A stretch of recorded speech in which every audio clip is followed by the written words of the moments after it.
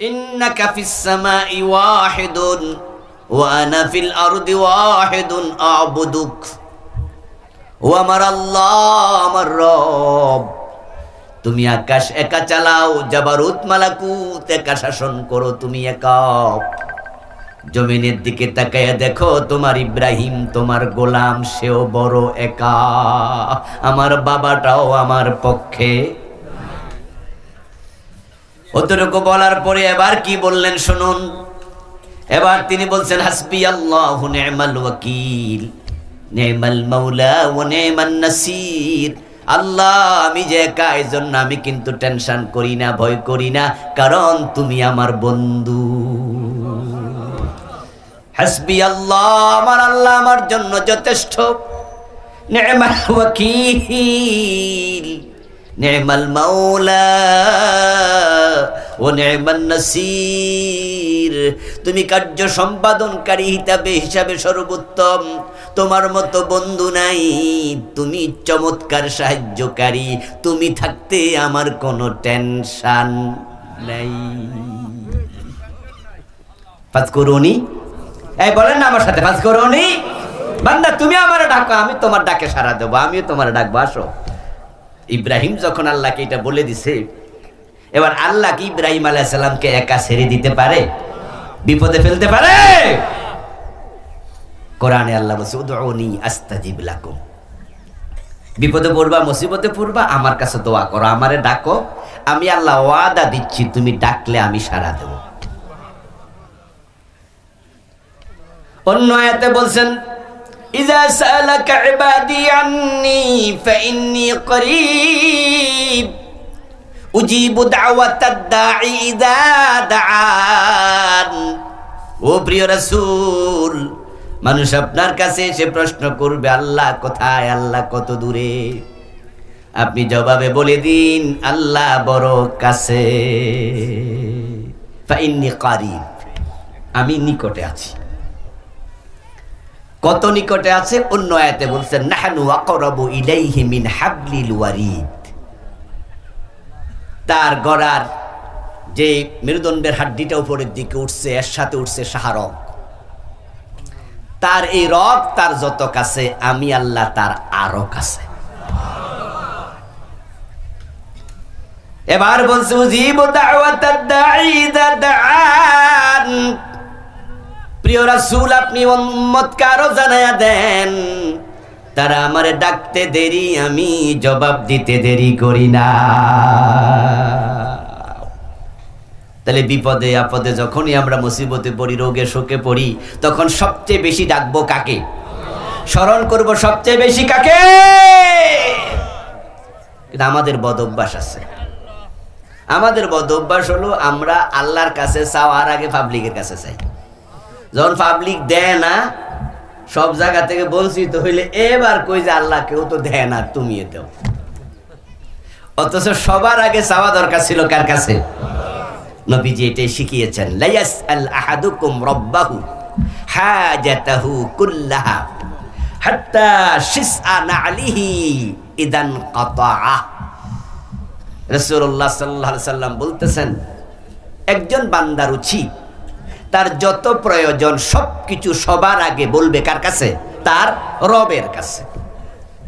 Even যদি তার পায়ের জুতার স্যান্ডেলের ফিতা ছিঁড়ে যায়, পায়ের স্যান্ডেলের ফিতাটা ছিঁড়ে যায়, এই ফিতাটা কেনার জন্য যখন বাজারে রওনা দেবে, পকেটে টাকা নিয়ে, তখনও সে আগে আল্লাহকে বলবে, আল্লাহ আমি বাজারে যাচ্ছি, স্যান্ডেলের ফিতা কিনবো, তুমি সাহায্য করিও। আল্লাহ কয়, দেখছো নি আমার বান্দা আমার উপর কত ভরসা করে, আমারে কত ভালোবাসে।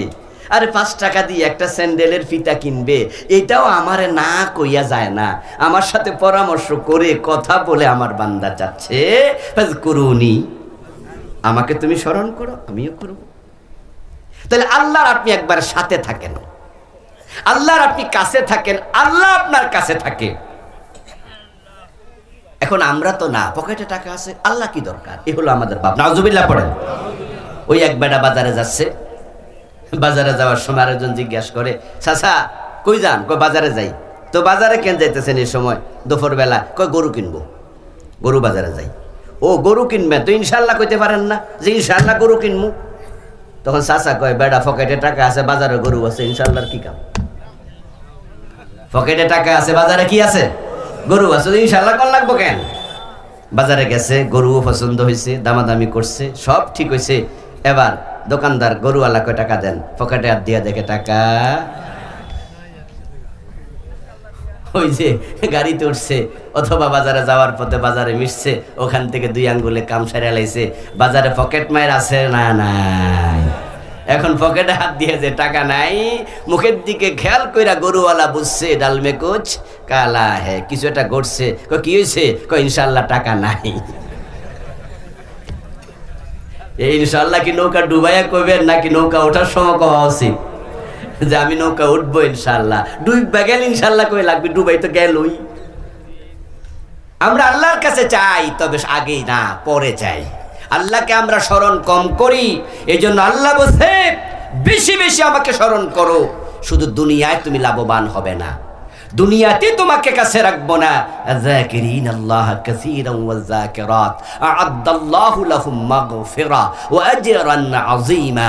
কোরআন মাজিদ আল্লাহ তাআলা সূরা আল মুমিনের 60 নম্বর আয়াত সম্ভবত, ওখানে আল্লাহ তাআলা বলছে যারা আমারে বেশি বেশি স্মরণ করে, নারী হোক আর পুরুষ হোক, যারা আমি আল্লাহকে বেশি বেশি ডাকে, বেশি বেশি জিকির করে, সব সময় আমারে মনে রাখে, আমি তাদের জন্য ক্ষমার ব্যবস্থা রেখে দিছি।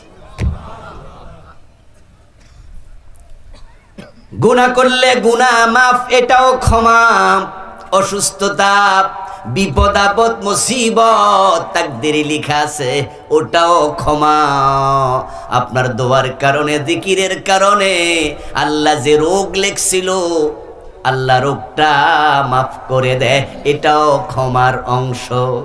আপনার যে বিপদ, অ্যাক্সিডেন্ট কপালে ছিল, বিপদ মুসিবত সব মানুষের জীবনে আছে, নবীদের জীবনও ছিল। লাইফ ইজ এ স্ট্রাগল, দুনিয়া কেউ একরকম থাকে না। আজ ভালো আছেন, কাল ভালো নাও থাকতে পারেন। শুধু মায়ের পেটের শিশু, তারা থাকে নিরাপদে, দুনিয়ার কেউ নিরাপদ না। মহানবীর মতো বিশ্ব নেতা, বিশ্ব মানবের নেতা, বিশ্ব নবী, উনিও ওনার বাহন থেকে পইরা পা মস্কায়া ফেলছেন, কয়েকদিন লাগাতার বৈশা বৈশা নামাজ পড়ছে, দাঁড়ানোর ক্ষমতাও ছিল না। আমার রাসূলকেও দাঁত ভেঙ্গেছে, জেলে দিয়েছে, পাথর মেরেছে। বিপদ নবীদের জীবনেও ছিল, আর আমনে আমি কেডা? আইয়ুব আলাইহিস সালামের অসুস্থতা ছিল লাগাতার 18 বছর। এমন অসুখ আল্লাহ দিছে, নিজের বউটা পর্যন্ত ওনাকে রেখে চলে গেছে। কয়েকজন স্ত্রী ছিল, শুধু রহিমা আলাইহিস সালাম ছাড়া সব স্ত্রী চলে গেছে। ব্যবসা বাণিজ্য, ক্ষেত খামার সব শেষ হয়ে গেছে। তবে এত অসুস্থতার পরেও তিনি হতাশ হন নাই, ধৈর্য হারান নাই। কোরআনে আল্লাহ বলছে ওয়াজাদনাহু সাবিরা, আমি আমার আইয়ুবকে বড় ধৈর্যশীল বান্দা হিসাবে পাইছি। আইয়ুব আলাইহিস সালাম যদি লাগাতার অসুস্থ থাকে, আমাদের নবীর মতো মহানবী যদি ঠ্যাং মস্কায়া ফেলে, বিপদ আপদ কার আসে না দোস্ত, কত রকমের সমস্যা হয়।